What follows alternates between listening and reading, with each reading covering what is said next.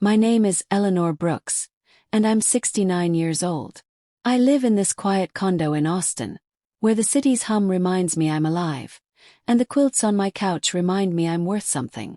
For years, I thought love meant giving everything, my savings, my time, my silence, to my son Michael and his wife Jessica. I thought that's what mothers do. But I learned the hard way that love isn't a blank check, and my voice is worth more than any dollar I ever gave.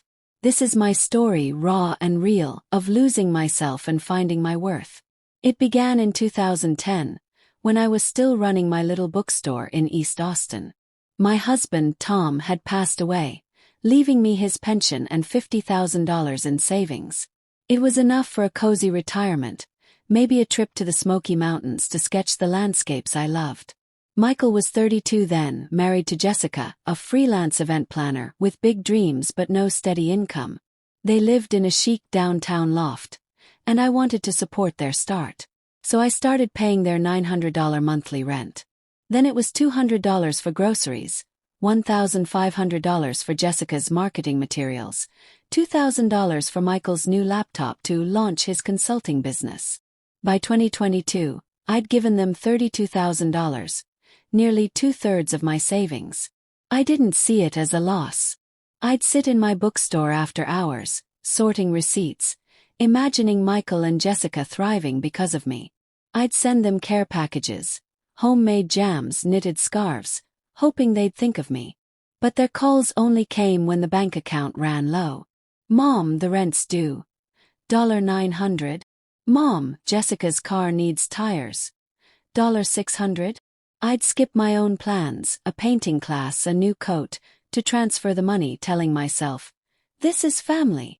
The truth crashed down in 2024, when Michael and Jessica planned their 10th anniversary party. I was overjoyed. I spent $350 on a tailored cream blouse, picturing myself toasting my son's happiness, maybe sharing a dance. I set aside $2,500 as a gift, thinking they'd use it for a home. But when I asked about the party, Jessica's voice turned sharp. It's an exclusive event, Eleanor. Just our core circle. I thought I was in that circle. I was his mother. I wasn't. I saw the photos on Jessica's social media. A rooftop venue with Austin's skyline, Jessica in a $3,000 dress I'd helped fund. Her parents laughing, friends clinking glasses. The caption read, "Our decade, our people." I sat in my bookstore, the cream blouse still in its box, and felt my heart splinter. I'd given them $32,000, sold Tom's old record player to cover their phone bills, eaten leftovers to save for their emergencies. In their people.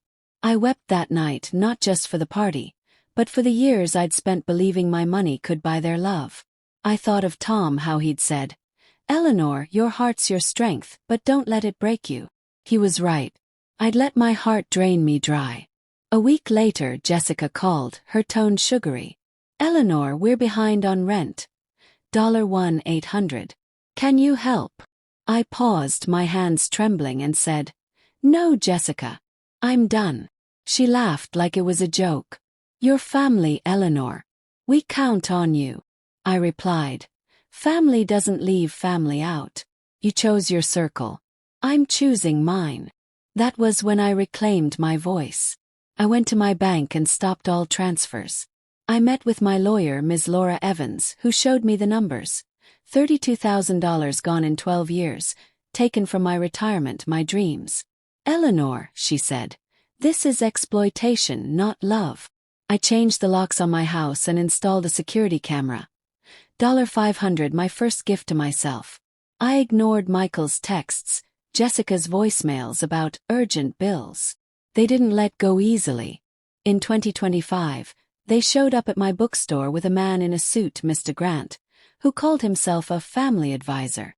They sat among my shelves, surrounded by the books I'd curated, and said I was confused, that my sudden decisions suggested mental decline. They wanted me to sign over my savings to Michael for protection. I looked at my son, the boy I'd read bedtime stories to, and saw a stranger chasing my bank account. "Leave," I said, my voice steady. "This is my life, and you're not part of it anymore." They pushed harder. They filed a lawsuit, claiming I was incompetent. They had evidence, a neighbor who called my cameras paranoid, a fake letter from a doctor saying I'd skipped appointments, Jessica's tearful claim that I'd changed. It wasn't just about money, they wanted my freedom, my dignity. Fought back. Ms. Evans gathered proof. Bank records of every dollar I'd given, a psychiatric evaluation from Dr. Sarah Patel showing my sharp mind, testimonies from my knitting group about my clarity and joy. In court, the truth shone bright. The judge, a woman with wise eyes, dismissed the case in minutes. "Mrs. Brooks," she said, "your life is yours to live. This court sees only strength, not weakness." I sold my bookstore after that.